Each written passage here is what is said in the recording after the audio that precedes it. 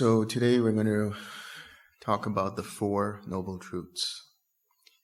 And I'm going to be reading from Digha Nikaya, number 22. This is from the Mahasatipatthana Sutta. We have a nice guest here.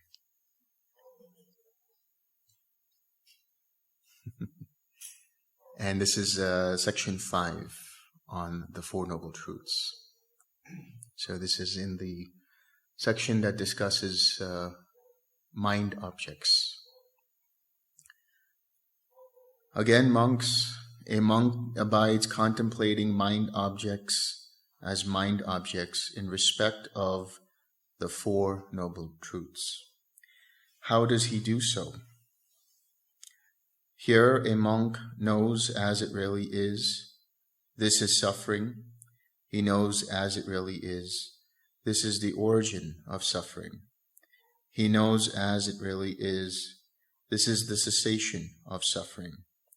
He knows as it really is. This is the way of practice leading to the cessation of suffering.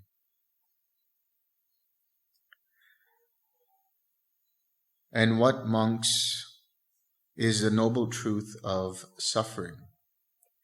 Birth is suffering.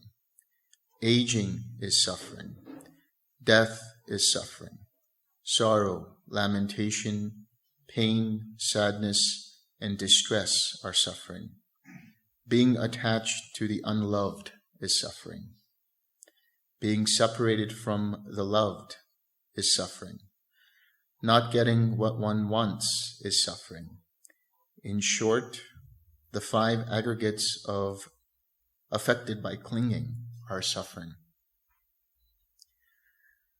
So the Buddha is talking about the Four Noble Truths here. So the first 2 have to do with suffering, and the other 2 have to do with the cessation of suffering. So whenever the Buddha talks about different aspects of the Dhamma, he's always talking about these 2 things: suffering and the cessation of suffering. Tomorrow we're going to be talking about dependent origination. And in dependent origination, what we see is how suffering arises. And through its reversal and through its letting go and abandoning, we also understand how suffering ceases, the causes and conditions for that suffering, how it ceases.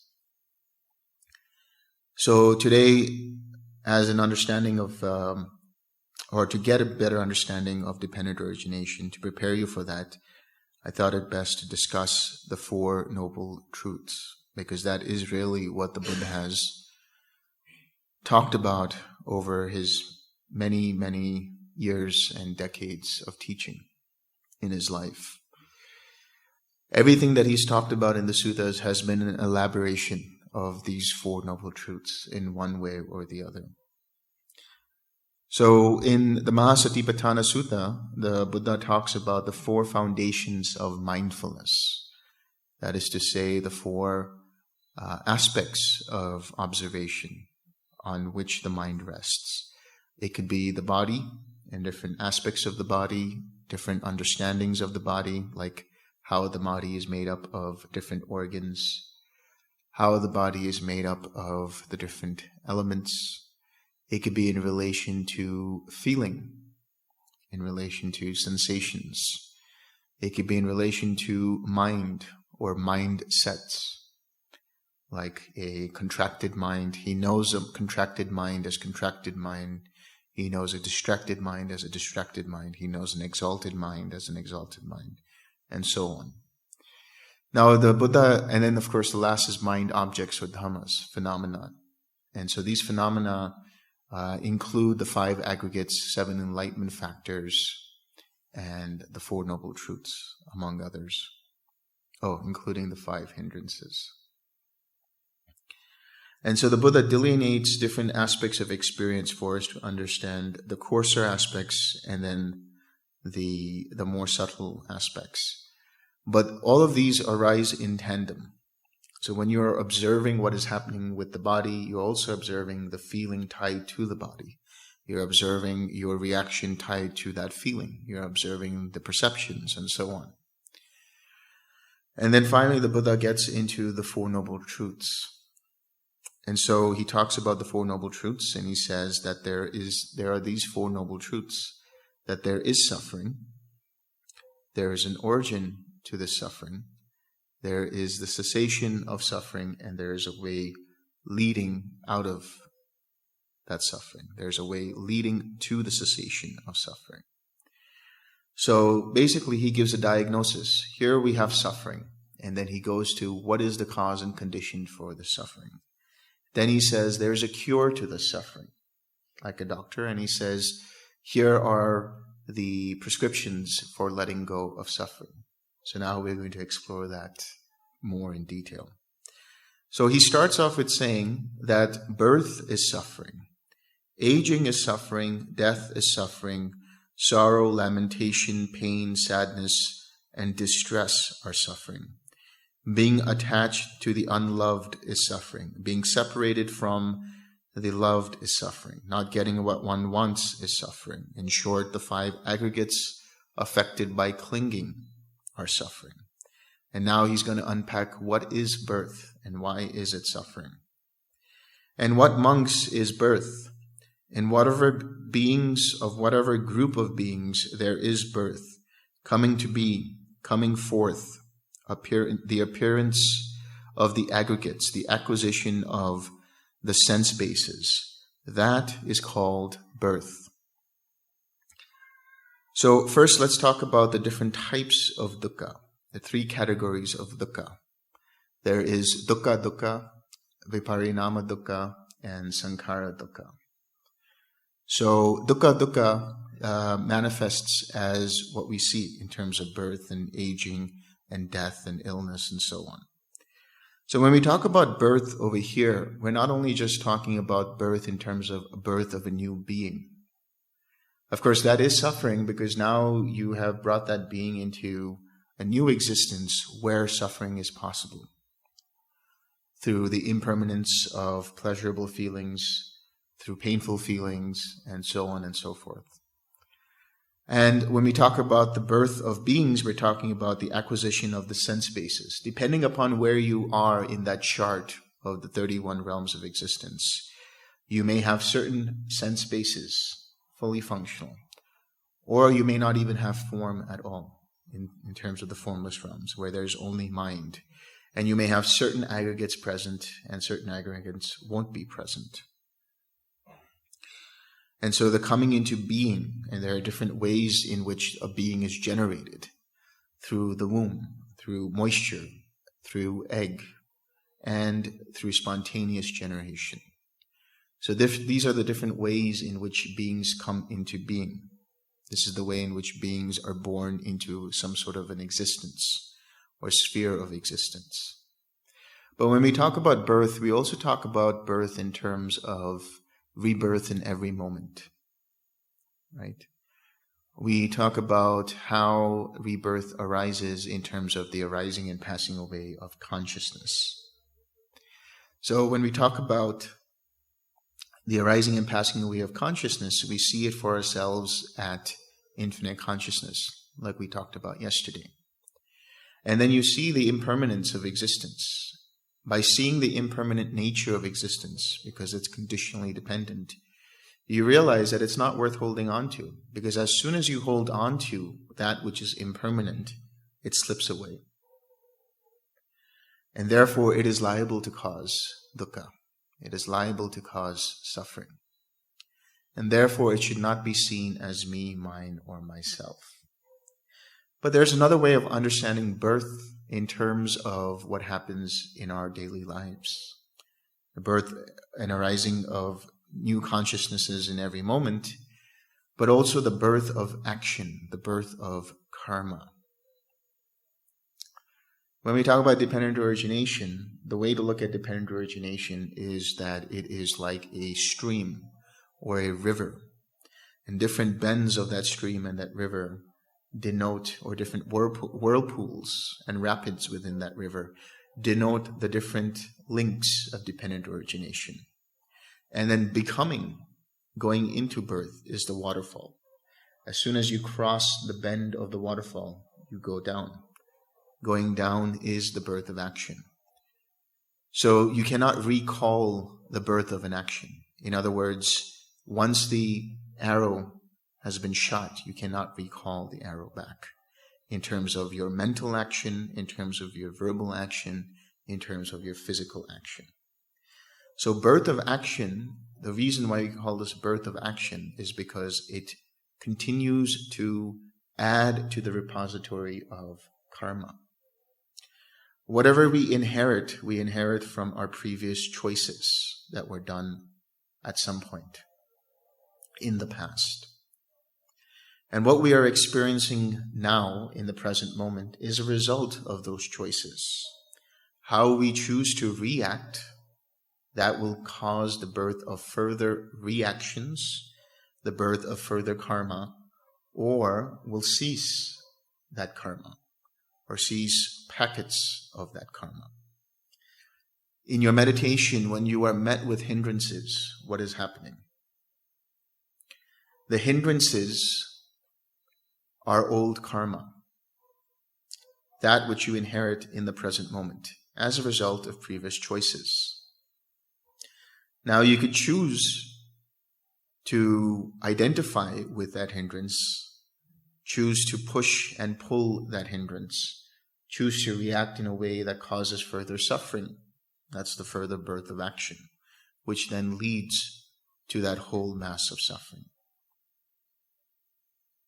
Or you can understand in that moment what that hindrance is.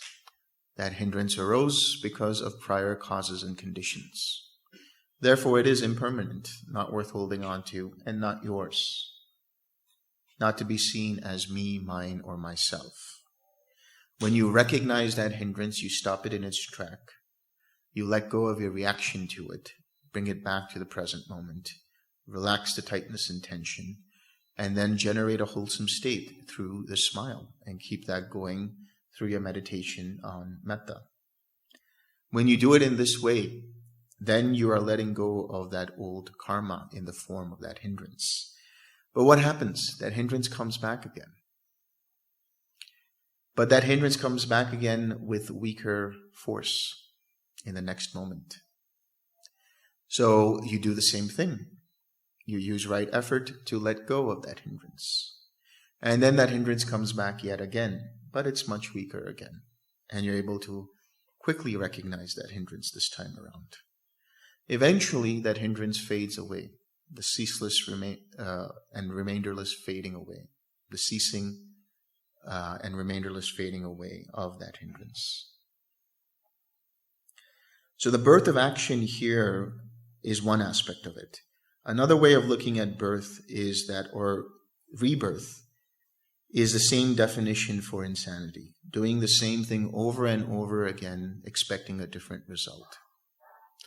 You will find in your life that you have come across certain kinds of people, certain kinds of situations, certain kinds of relationships that seem to have similar kinds of patterns. And so you go through a process of rebirth with those same or similar kinds of experiences, with those similar kinds of relationships, with those similar kinds of situations, until you learn to let go and have wisdom from them. When you learn to let go, instead of reacting to them, adding further to that repository of further patterning and repatterning of certain kinds of situations, you will still continue to have that until you learn to let go. And once you let go, you will find that you have greater clarity about certain situations. And you won't repeat the same mistakes. You won't repeat the same kind of reactions to deal with those similar situations. So this is one way of understanding birth. It is doing the same thing over and over again, expecting a different result. And what is aging? In whatever beings of whatever group of beings there is aging, decrepitude, broken teeth, gray hair, wrinkled skin, shrinking with age, decay of the sense faculties. That, monks, is aging. Until scientists discover a way to prevent aging, we all have to experience aging. There are some people who are so afraid of the aging process that they will do Botox. One of the side benefits is they'll keep smiling all the time. Or, they'll color their hair, or they'll get a wig, or they'll do something or another, and they'll see themselves in the mirror and look at themselves and say, oh my God, here's a wrinkle, here's a gray hair, and then that frightens them. Because their self-image is tied up with the body. Their conceit is tied up with the body. The craving for the body and sense experiences causes, or identification with it as well, causes the mind to suffer when it sees signs of aging. The sense faculties decay, right? Our eyes grow weaker, our ears grow weaker, our limbs grow weaker. We aren't able to have the same kind of energy as we had before as we get older. But that's just a normal process of the body. But if you identify with the body, if you see this body as me, mine, or myself, then you will have suffering in the form of aging. So if you see what aging is and accept it, understand it as a natural process of human existence, and indeed many other kinds of existences, then you will not suffer. Because you won't identify with the body anymore. You will see what the body actually is. The body is made up of different states of matter, made up of the four great elements. Right? We'll go over that in greater detail. But the body is just made up of the food that we eat, the nutrition we have. The body is made up of the different intakes that we have through our different senses, and so on and so forth. So if you identify with the body, you will cause yourself suffering. Likewise with death. And what is death? In whatever beings, of whatever group of beings, there is a passing away, a removal, a cutting off, a disappearance, a death, a dying, an ending, a cutting off of the aggregates, a discarding of the body. That, monks, is called death. Death is a natural part of life. This is something that we all have to accept. Some people aren't able to accept it and experience great amounts of anxiety about it, that one day their life is going to end. Everything they did on this earth, everything that they achieved, none of that can they take with them after death. And they get afraid of that. Because their self-image is tied to their achievements. Their self-image is tied to the body. Their self-image is tied to the things that they have, the things that they possess, the things that they have created, the relationships that they have fostered, and so on. And they are afraid of losing all of that.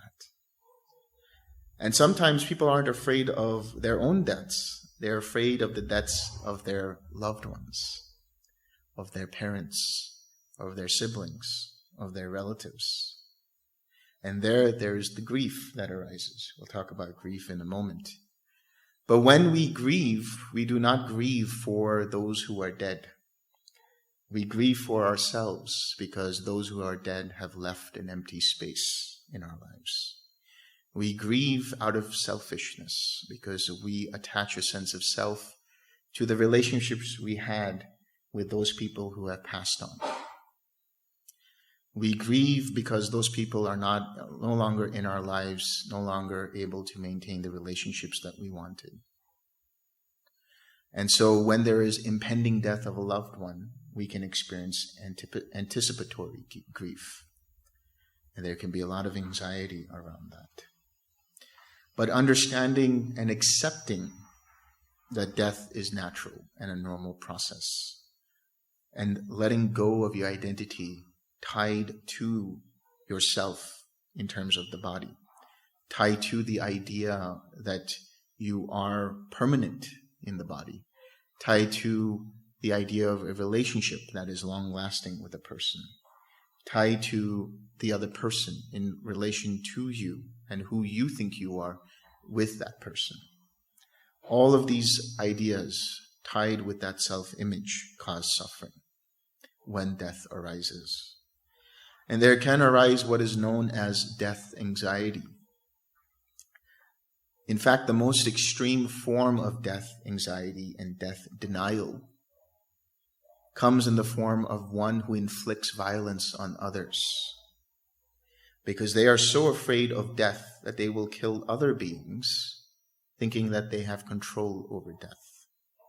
This is how their mind works on a subconscious level when they inflict violence on others.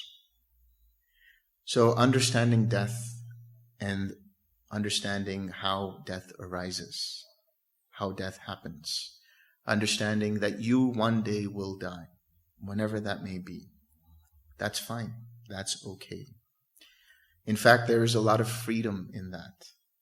Not that there is craving for non-existence, but that all that you do here, all that you have garnered here, all that you have fostered here, all of that is impermanent.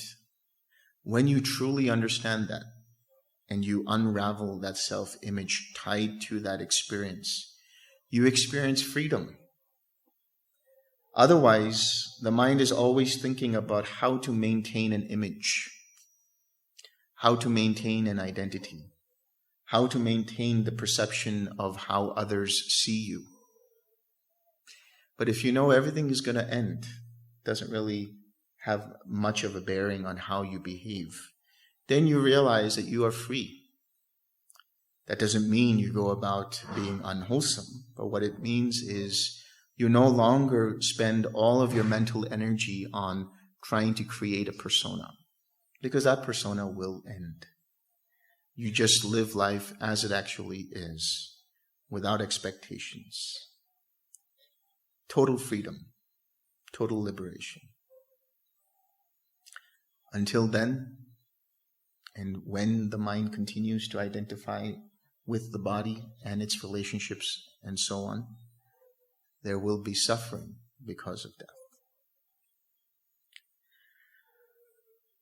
And what is sorrow? Whenever by any kind of misfortune anyone is affected by something of a painful nature, sorrow, mourning, distress, inward grief, inward woe, that, monks, is called sorrow. So sorrow, here it is sadness, grief, despair. We talked about it in relation to death, in relation to things ending. Because remember, death also can mean the death of a relationship. Right? The death of a relationship in terms of breaking up with someone. You've invested so much time into that relationship, so much emotional energy into that relationship, and then it ends. And you can experience grief from that as well.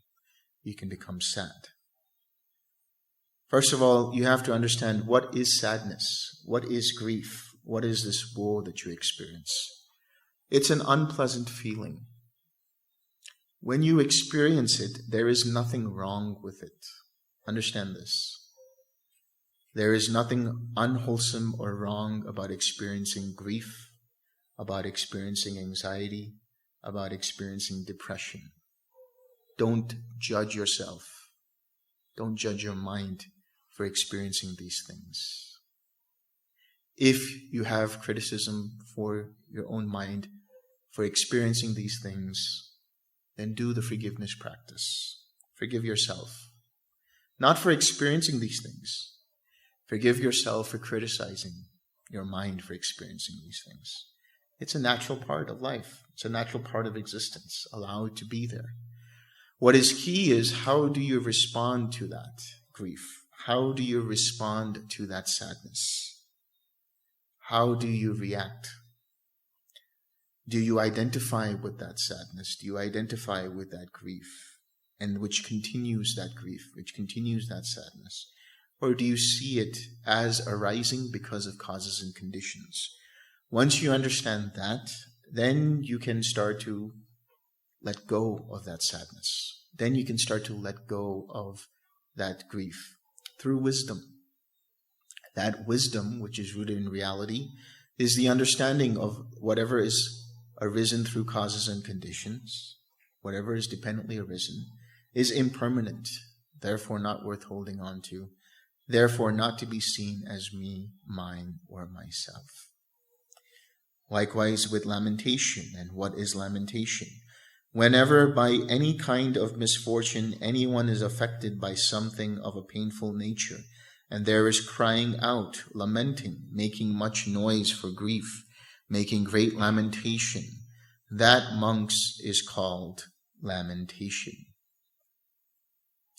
So lamentation is crying out. Now people can cry for different reasons, right? Tears can arise for different kinds of reason.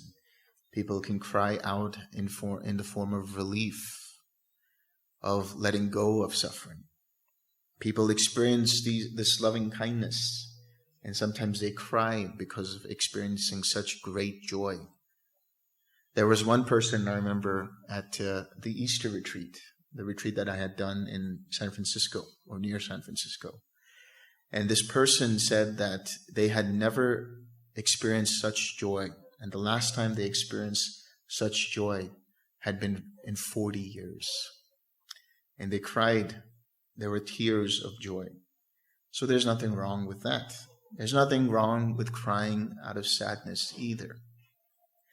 When you do the forgiveness practice, there's a lot of release going on, and you experience crying there as well. So the lamentation is suffering insofar as you continue to identify with it. But if you see it as a natural process, see it as arising because of causes and conditions, and then let it go. Don't let it continue through wisdom and compassion. Then you won't suffer further. Then he comes to pain, and he says, what is pain? Whatever bodily painful feeling, bodily unpleasant feeling, painful or unpleasant feeling results from bodily contact. That, monks, is called pain. So pain is a type of suffering. When you sit for a long period of time, you may experience pain in the knees, pain in the chest, pain in the neck, pain in your hips, pain wherever it might be. And so that painful feeling is dukkha. It is suffering. It's an unpleasant feeling. But how do you deal with it? How do you react to it? That's what's important. The more you pay attention to that painful feeling, the more you identify with that painful feeling and use the 6 R's in such a way that you use it like a whip, trying to whip away that feeling, the more that painful feeling is going to arise. But if you understand your mental reaction to the pain, if there is aversion to the pain, and let go of the aversion, relax, then even if the pain is there, it's not such a big deal. The Buddha talked about 2 darts, or the 2 arrows. The one who is still under some kind of delusion will feel some kind of bodily pain, but there will be also a mental pain associated with it. That is to say, there will be irritation because of that pain. There will be some kind of aversion because of that pain. There will be some kind of grief because of that bodily pain. But one who has understood, one who has attained wisdom, will not experience the 2nd arrow, which is to say, they will still experience bodily pain. They will still experience some kind of discomfort. But there won't be any irritation in their mind. Their mind won't be affected by that pain, so as to cause that mind further suffering. So there won't be any reactivity to that pain. The response will be, here is pain. I understand there to be pain. And if there is aversion, one lets it go. But the fully awakened mind won't have any aversion to it. They will see that pain for what it actually is. In the same way, all things that are arisen through causes and conditions are impermanent, not worth holding on to. If they are held on to, liable to cause suffering. Therefore, to be seen as impersonal, not me, not mine, not myself. And what is sadness? Whatever mental painful feeling, mental unpleasant feeling, painful or unpleasant sensation results from mental contact. That, monks, is called sadness. This can be depression, right? People have depression for multiple reasons. It could be a chemical imbalance in the brain. It could be sadness through grief, through loss, through whatever it might be. But the understanding is not to judge yourself for that depression. That depression is there. Okay, fine. What do you do with it? How do you respond to it? How do you react to it?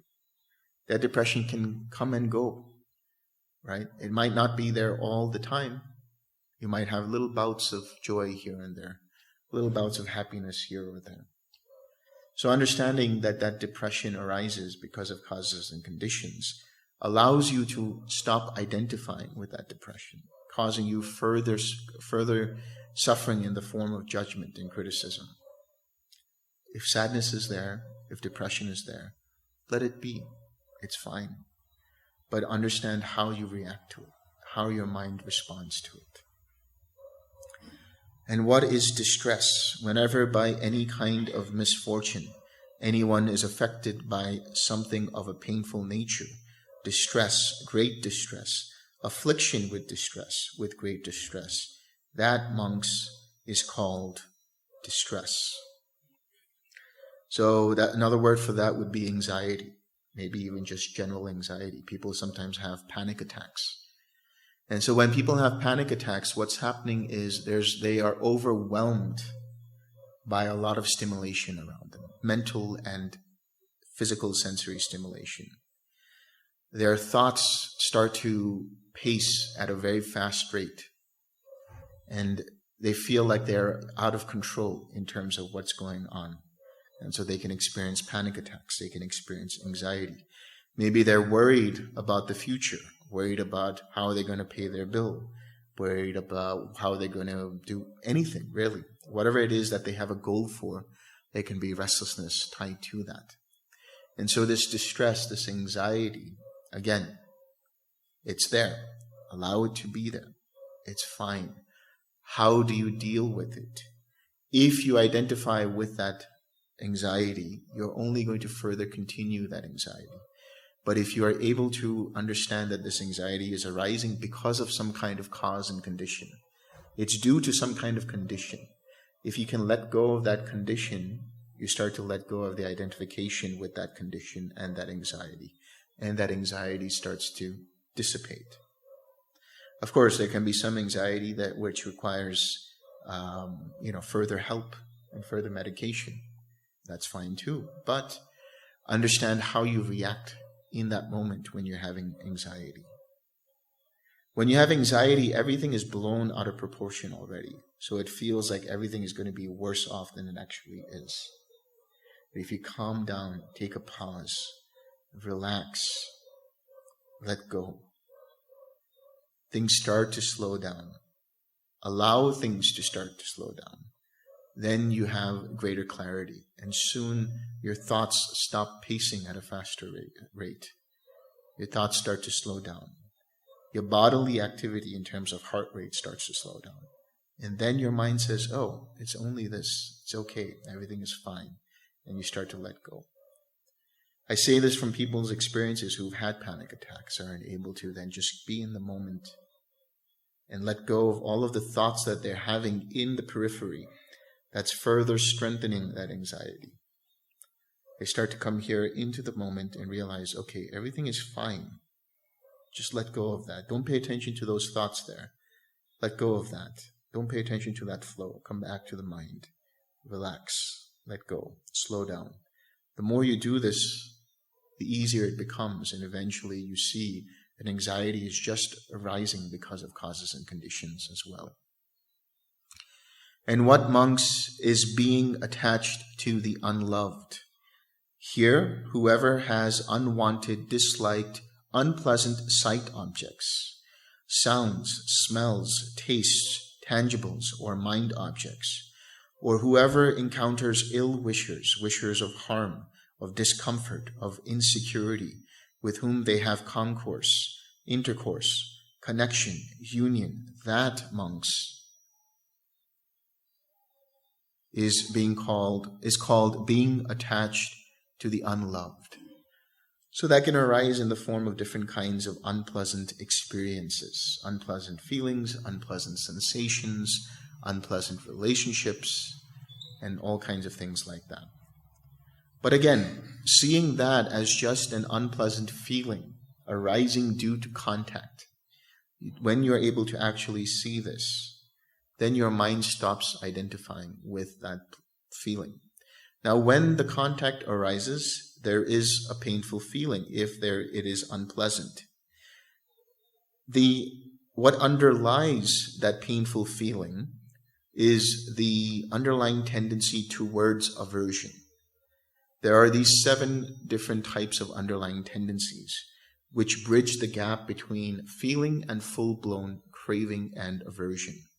We'll go deeper into that when we talk about dependent origination. But when it comes to a painful feeling, some of those 7 underlying tendencies can be the underlying tendency towards aversion, can be ignorance, can be doubt, can be conceit, can be craving for existence, can be views.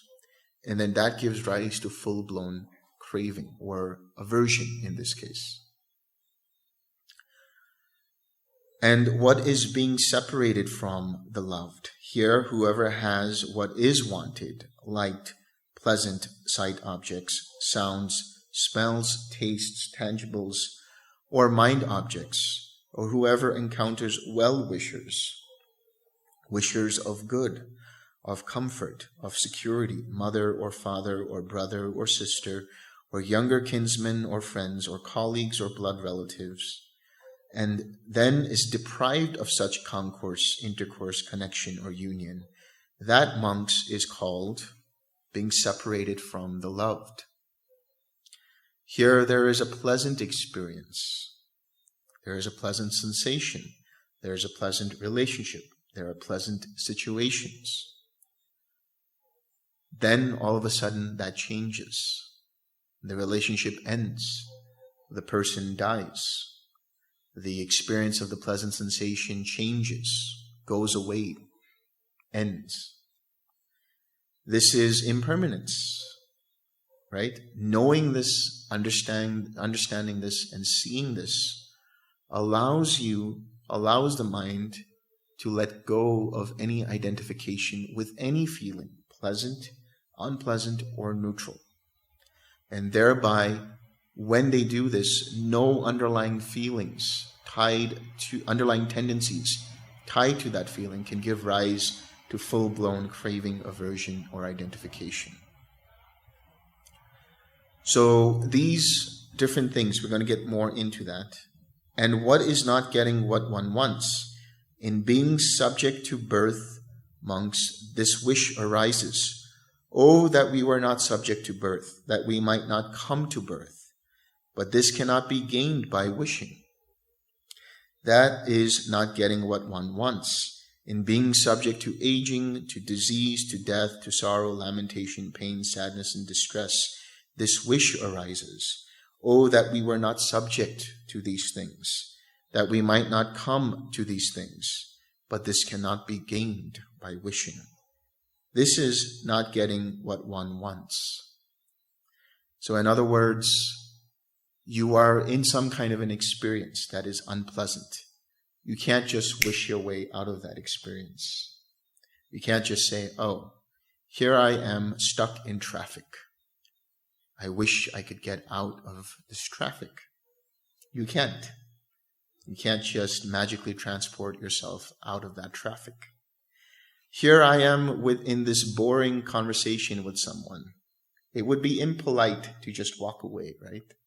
You just have to listen. You can't just wish yourself out of it. here I am in this party that I don't want to be, but I am here because, my friends want me to be here. Yeah, sure, you can take an action and go away and things like that. But in that moment, wishing yourself away, you can't do that. Somebody has a debilitating disease. Somebody has cancer.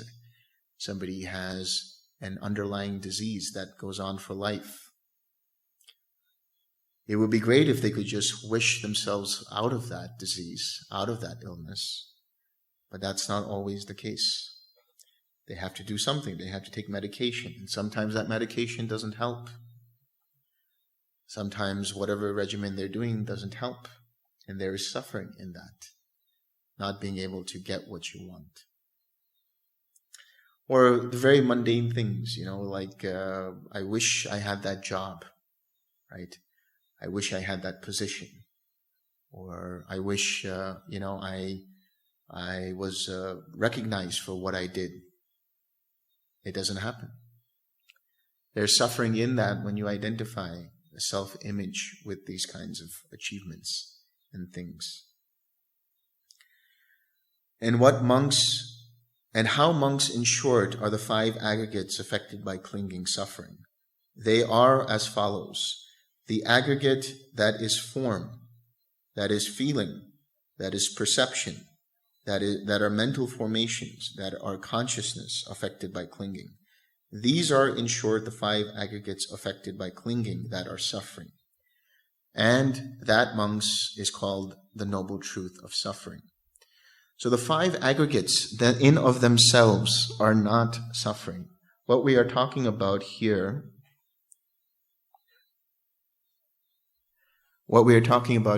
is that process of identifying with one or more of the 5 aggregates. The self-view that causes suffering. The Sakkaya Ditthi.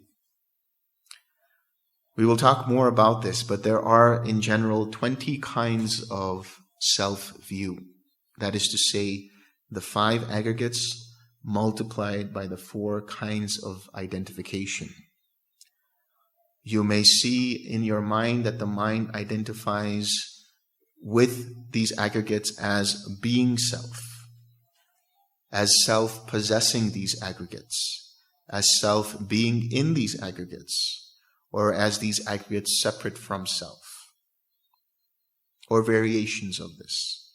And when there is that self-image in relation to these 5 aggregates, the very nature of the aggregates is that they are impermanent, liable to cause suffering.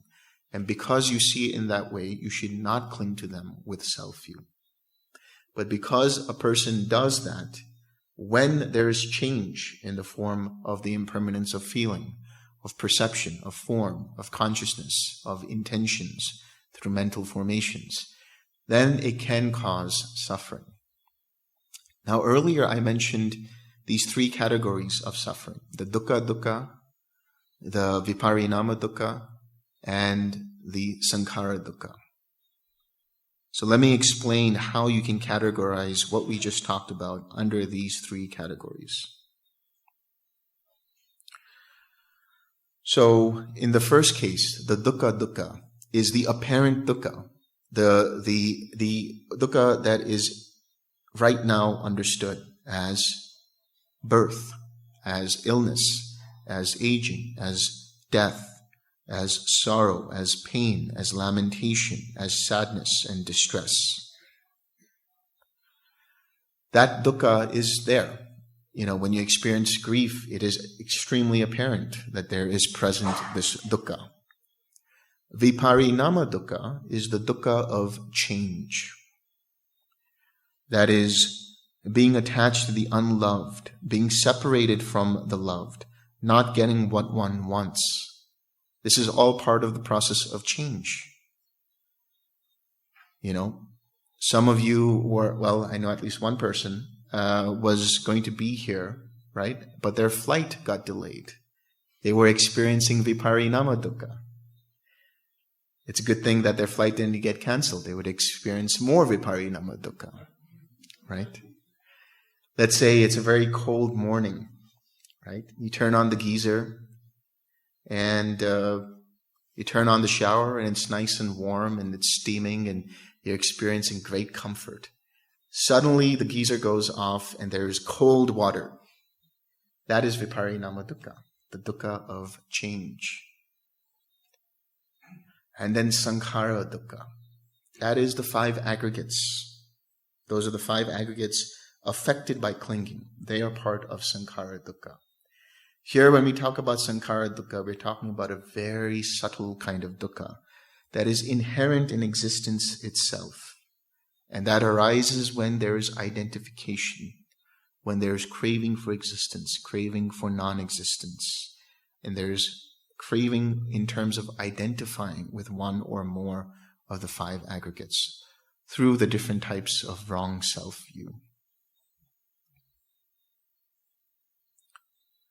So that was just the first noble truth. And what, monks, is the noble truth of the origin of suffering? It is that craving which gives rise to rebirth, bound up with pleasure and lust, finding fresh delight now here, now there. That is to say, sensual craving, craving for existence, and craving for non-existence. Now, here's an important question. And where does this craving arise and establish itself? Wherever in the world there is anything agreeable and pleasurable, there this craving arises and establishes itself.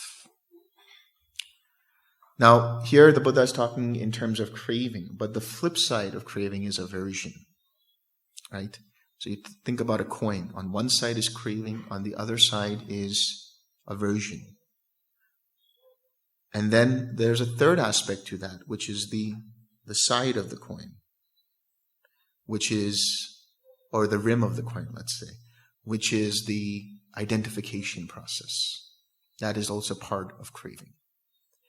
When there is a pleasant experience, there is expectation for that pleasant experience to continue. Whether it is a pleasant sensation, a pleasant relationship, a pleasant circumstance, whatever it might be, there is this inherent expectation that that will continue. And because of that, the craving establishes that itself in that pleasant experience. Or there is a painful experience, and there's an expectation that this painful experience will never end. And because of that, there is aversion to that experience. Or there's a neutral experience, but there's identification with that, saying that this is me, this is mine, this is myself. And so that is the ignorance that's there. And that can give rise to further suffering. And what is there in the world that is agreeable and pleasurable, or disagreeable and not pleasurable? The eye in the world, the ear, the nose, the tongue, the body, and the mind in the world is agreeable and pleasurable. And there this craving arises and establishes itself.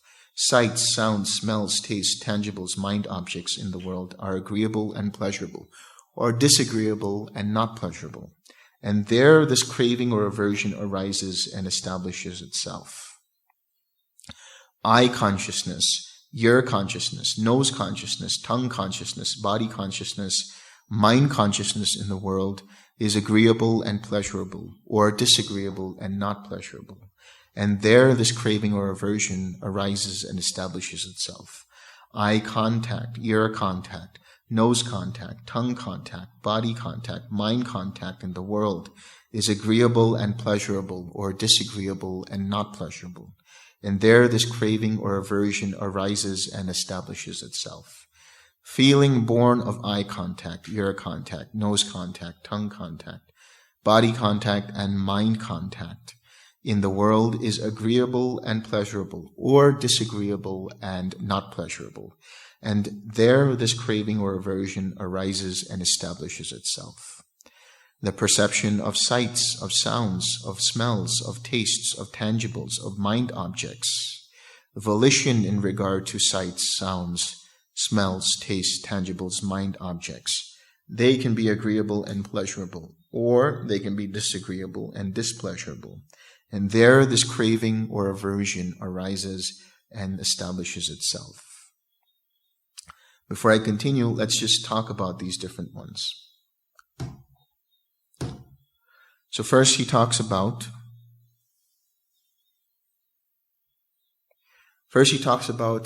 the sense bases themselves. So the eyes, the ears, the nose, the tongue, the body, and the mind. These can be agreeable. In what way can they be agreeable? You can say, oh, what beautiful eyes I have. What beautiful ears I have. And you can start identifying with them.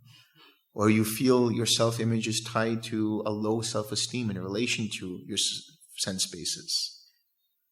And then you can identify with that. Identifying with the sense basis creates further craving or aversion in relation to it.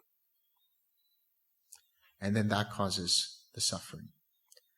Or they're objects, that is to say, the sights, the sounds, the smells, the tastes, the tangibles for the body, and the thoughts. When you are meditating, what are you experiencing? You're experiencing all kinds of thoughts arising and passing away. But there is somewhere in your mind a tendency to say, that thought is mine. That thought belongs to me. That thought is me. And because of that, there's aggravation. Why doesn't this thought stop? It should stop. But the very fact that you cannot make it stop shows that it is actually impersonal. So allow those thoughts to just be there. Let them flow like traffic. When the hindrances arise, you identify with them, causing yourself further suffering. When you experience loving kindness and the feeling goes away, you experience dukkha because you say, where did my loving kindness go? Where did the loving kindness that I generated go? Right? You're identifying with that process. Or if you experience the factors of the jhanas, you say, oh, it changed. Of course it changed. Everything that arises through causes and conditions, that which is dependently arisen, is impermanent, has the nature of changing, is inconstant. So stop identifying with it. Let it go. Observe everything. Be that observer. Be that witness that sees everything that arises and passes away and remains unaffected. Good, bad, or indifferent, whatever it might be, remains unaffected by that. So that means even with the sense-based experiences, the sights, the sounds, the touches, the smells, whatever it might be. What about the sense-based consciousnesses? Right? There is an awareness tied to each sense base. So that is to say, there is the eye consciousness, the ear consciousness, the nose consciousness, the tongue consciousness, the body consciousness, the mind consciousness. When there's an identification with the awareness that arises dependent upon the sensation, there too can there be craving. And from that craving there can be further clinging, further becoming, further birth of action, leading to that whole mass of suffering.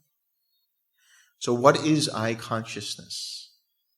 What are these sense-based consciousnesses?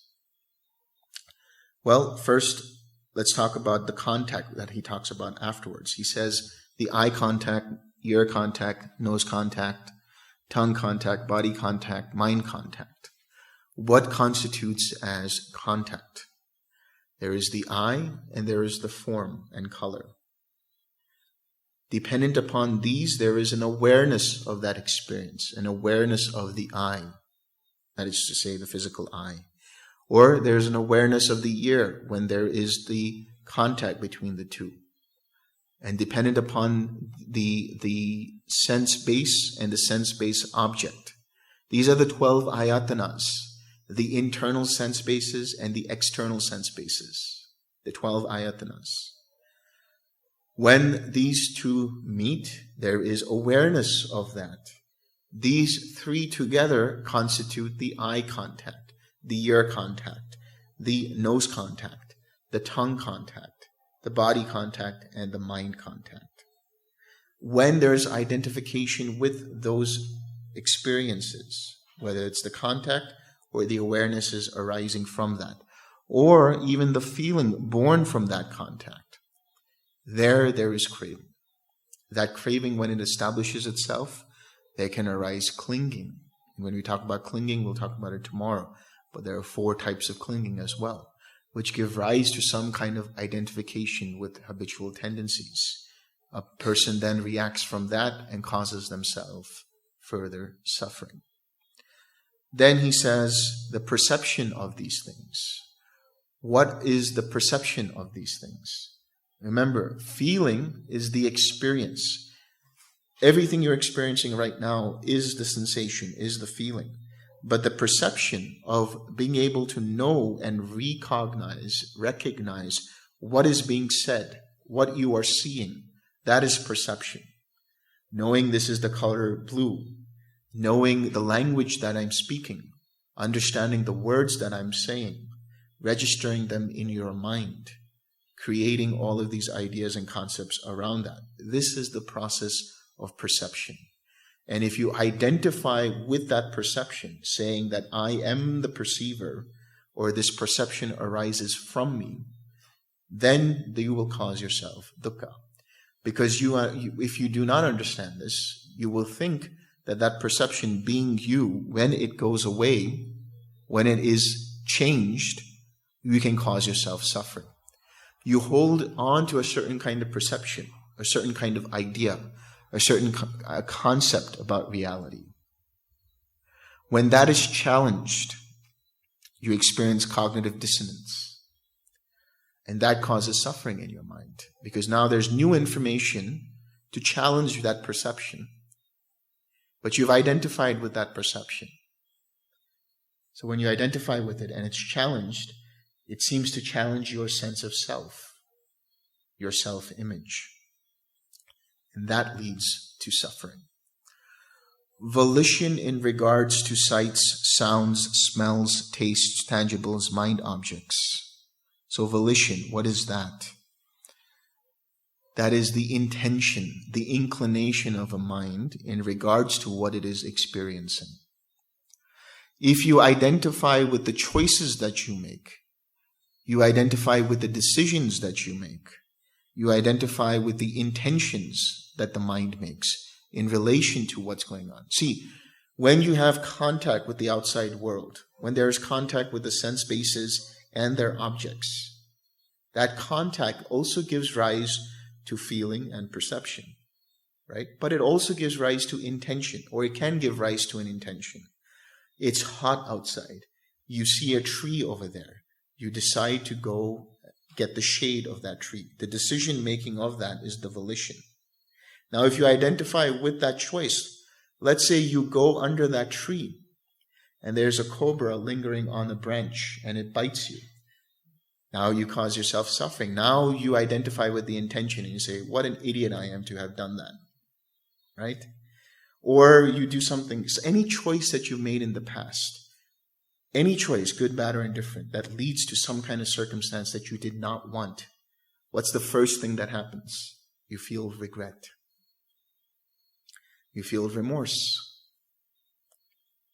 But this is very subtle, right? It's very challenging for the mind not to identify with choices because they are so ingrained with the sense of I, that I made this decision. This was my choice. Then comes the idea, okay, you say that, then what about free will? There has not been a retreat that we've conducted where the question of free will doesn't come about. So before it comes about, let me deal with it now.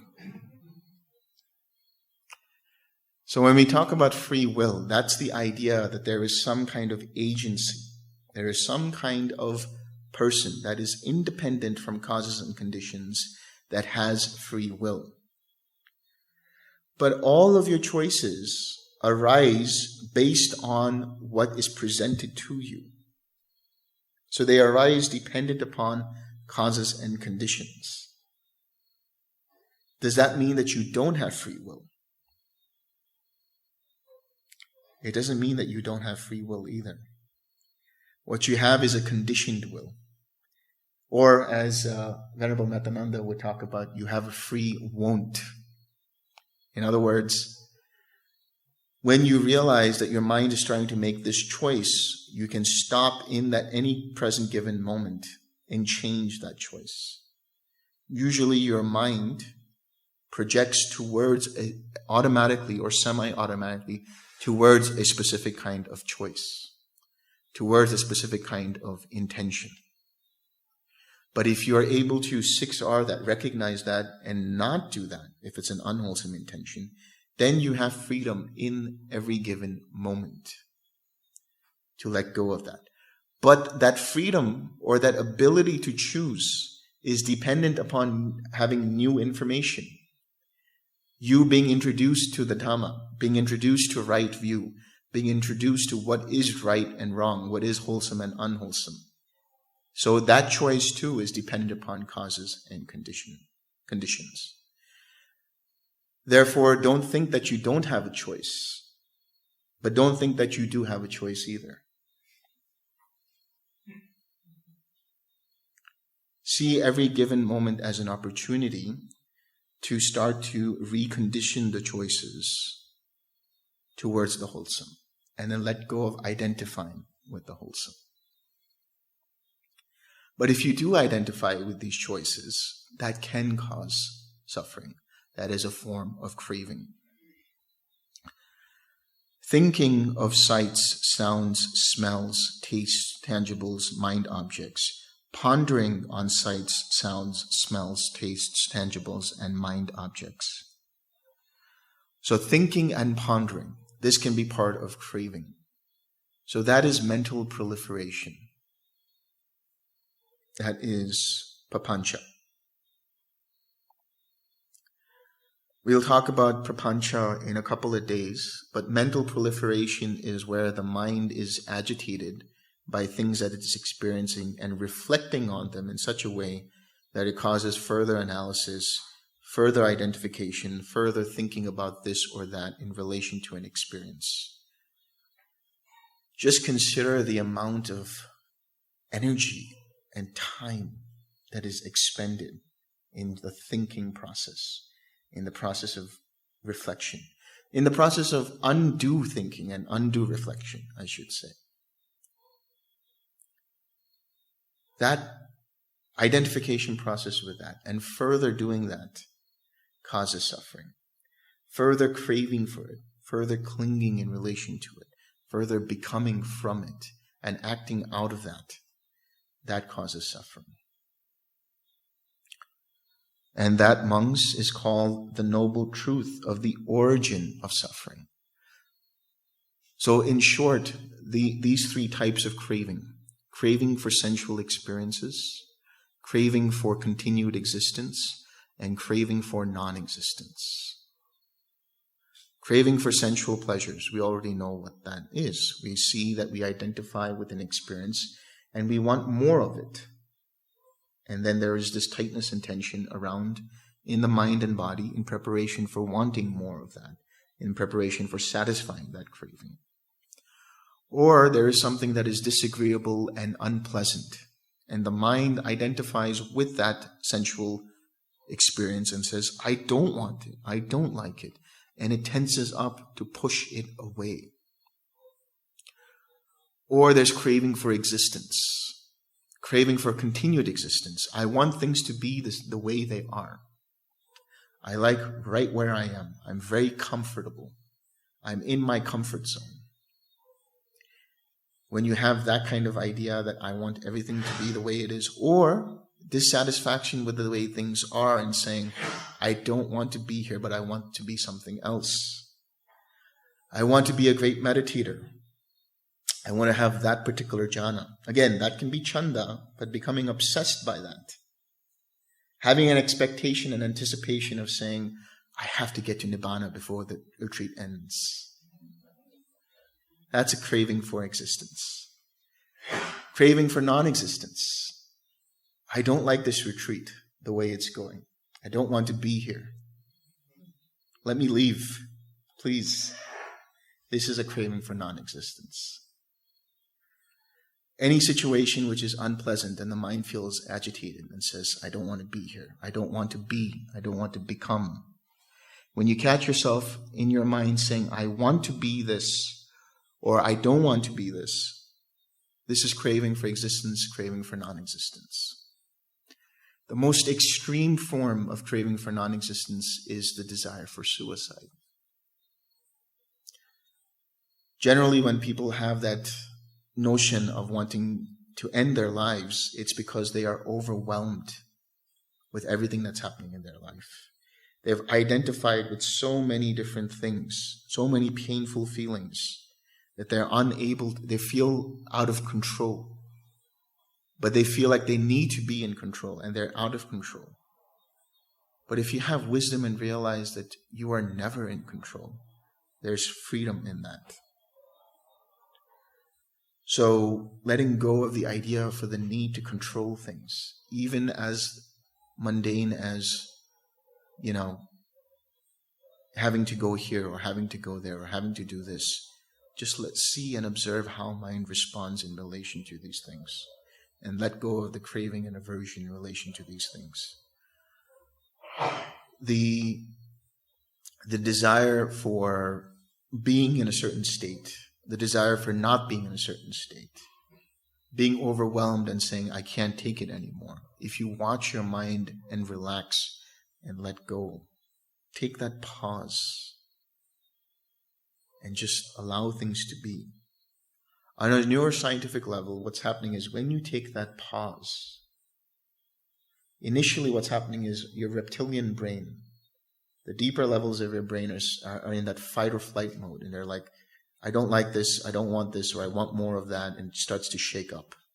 But if you just pause, allow the limbic system to come into place, allow the cortex to arise, and then make the decision, your decisions will be rooted in wisdom and compassion, rather than being made out of haste. So this craving that arises, the deepest roots of craving is from that identification with the body and saying, I don't like this, I don't want this, or I like this and I want this in relation to the body because it makes me feel good or it makes me feel bad. Take a pause. Allow the mind, the wisdom mind to come up. 6R, use the right effort to let go. And then from there, when you act, you're not going to cause yourself further suffering in the form of renewed being and karma. There won't be further birth of action. Instead, that action will be non-productive of any kind of karma. It will be ineffective karma in that sense. Because you will not be reacting and adding energy to what it is that you're experiencing, but you will be letting go. And the momentum of that karmic energy will start to dissipate, start to slow down. It might come up again, but this time it will be weaker and weaker and weaker until it goes away. And what, monks, is the noble truth of the cessation of suffering? It is the complete fading away and extinction of this craving, its forsaking and abandonment, liberation from it, detachment from it. And how does this craving come to be abandoned? How does its cessation come about? This is an important question. Whatever in the world there is anything agreeable and pleasurable or disagreeable and displeasurable, there its cessation comes about. And so what are these things that in the world that are disagreeable or agreeable, pleasurable or displeasurable? Again, the sense bases, the eyes, the ears, the nose, the tongue, the body, the mind, its objects of sight, sound, smell, taste, touch, and mind objects. The eye consciousness, ear consciousness, nose consciousness, tongue consciousness, body consciousness, mind consciousness. The contact in relation to the eye, the ear, the nose, the tongue, the body, and the mind. The feeling that arises in relation to it. the craving, the intentions, the perceptions, the thinking, the pondering, all of these different things, if there is a cessation of identification with that process, then there is the cessation of craving.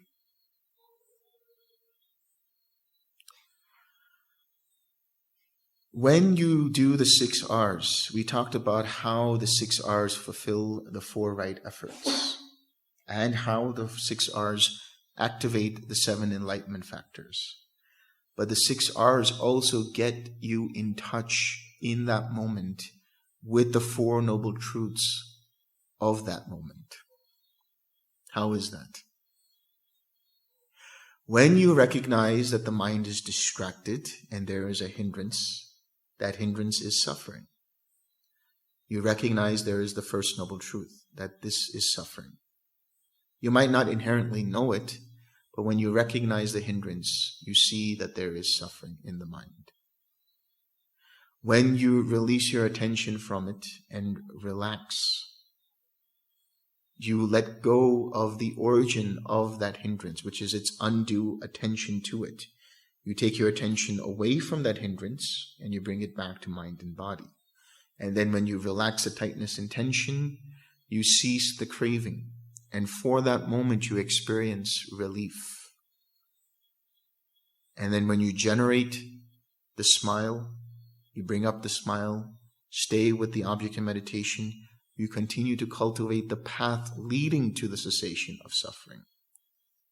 So recognizing the first noble truth, releasing the second noble truth, relaxing and experiencing cessation, and then smiling and coming back to your object to develop the path that leads to the cessation of suffering. That's what we're going to get to now.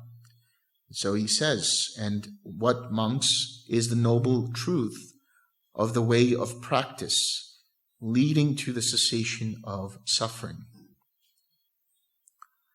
It is just this noble eightfold path, namely, right view, right intention, right speech, right action, right livelihood, right effort, right mindfulness, and right concentration. And what, monks, is right view? It is, monks, the knowledge of suffering, the knowledge of the origin of suffering, the knowledge of the cessation of suffering, and the knowledge of the way of practice leading to the cessation of suffering. This is called right view. Now, right view, samaditi. There's the mundane right view and there is the supramundane right view. The supramundane right view has to do with knowing. Now, the mundane right view has levels to that as well. There is the mundane right view of knowing what is right view and what is wrong view. There is the mundane right view of understanding what is wholesome and what is unwholesome. There is the mundane right view of understanding that there is action and consequence, that there is a reaction to your actions. And then there is the supramundane right view, which arises once you have established the path, once you have stream entry and so on and so forth, which is you start to come to an experiential understanding of the Four Noble Truths. In other words, you have recognized and understood what is suffering fully. You have abandoned the origin of suffering fully. You have experienced that cessation of suffering fully. And you have cultivated and perfected the path, that is the Eightfold Path, leading to that cessation of suffering completely.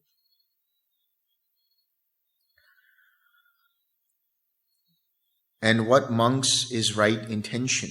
The intention of renunciation, the intention of non-ill will, and the intention of harmlessness.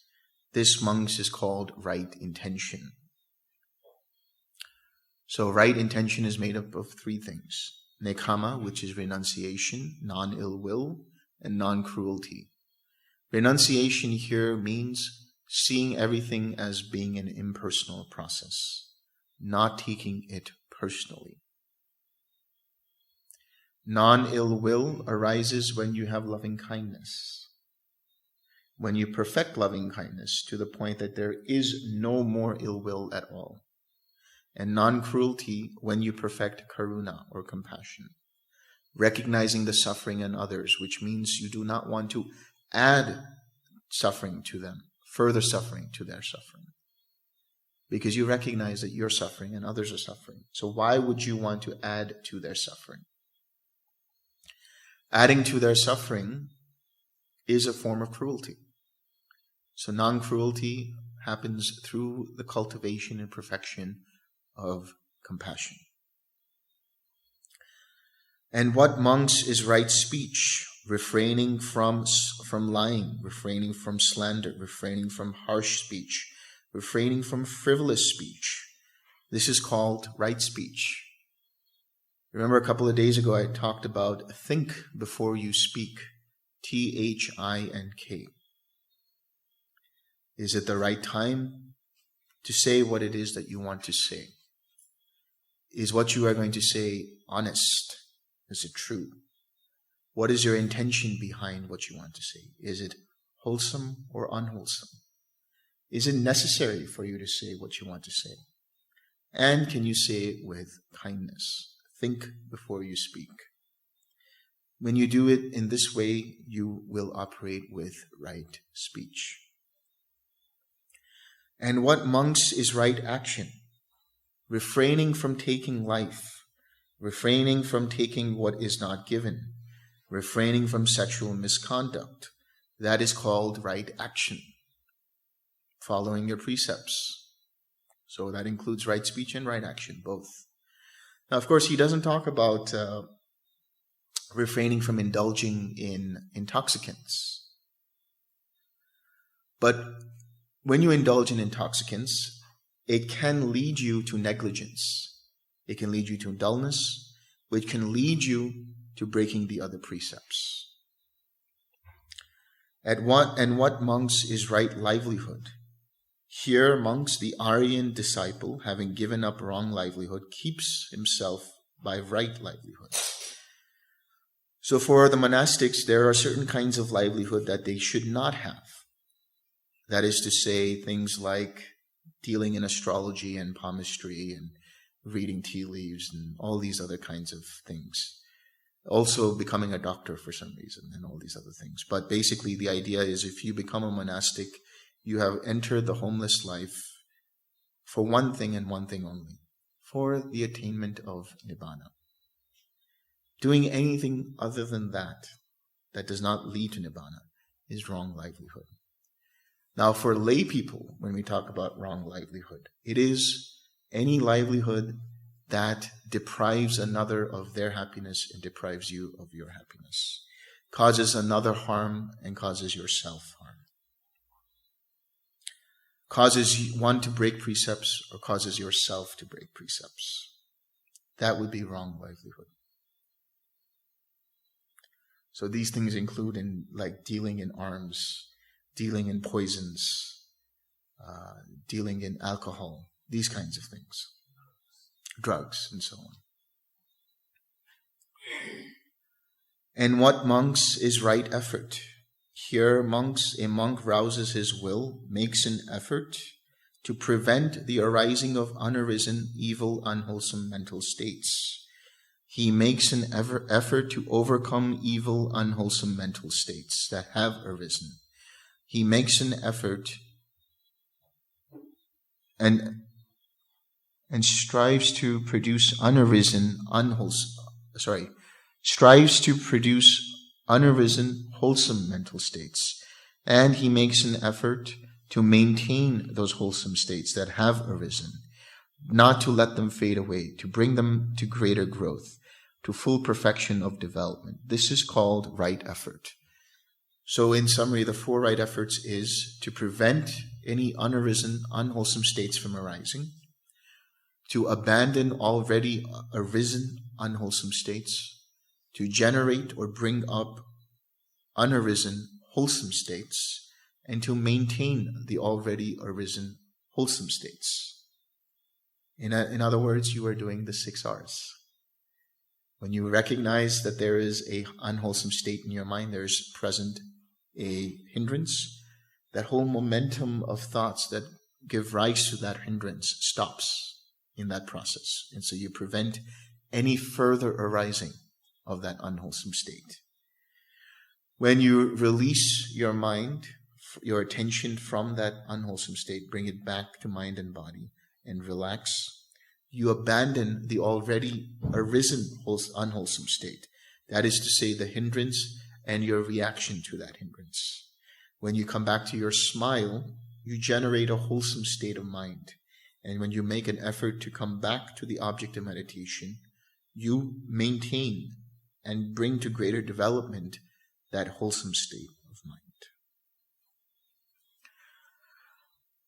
And so, in a sutta, I think it would be Majjhima Nikaya 117, if I'm not mistaken, the Buddha talks about how one goes from wrong view to right view, wrong intention to right intention, wrong speech to right speech, wrong action to right action, wrong livelihood to right livelihood, wrong mindfulness to right mindfulness, wrong meditation to right meditation. And he says that the heart of this process is right effort. One has the right view of knowing what is wrong and what is right first and foremost. Mindfully, that is through right mindfulness, one makes the right effort to go from wrong view or wrong intention or wrong speech to right view, right intention, right speech, and so on and so forth. So this right effort, the 6 R's, is following the Eightfold Path inherently, is developing and cultivating the Eightfold Path inherently. Whenever you do the 6 R's, you are generating the right effort, you are cultivating the Eightfold Path, you are rousing up the enlightenment factors, you are understanding the 4 Noble Truths. And what, monks, is right mindfulness? Here, a monk abides contemplating body as body, ardent, clearly aware, and mindful. Having put aside hankering and fretting for the world, he abides contemplating feelings as feelings, mind as mind objects as mind objects, ardent, clearly aware, and mindful, having put aside hankering and fretting for the world. This is called right mindfulness. So when we talk about right mindfulness, we're talking about remembering to observe how mind's attention moves from one object to the other. In other words, in relation to body, in relation to feeling, in relation to mind, in relation to mind objects, the mind observes, is there craving present? Is there aversion present? If there is, one lets go of that using the 6 R's. So meditation, right, the tools that you use to go into meditation are threefold.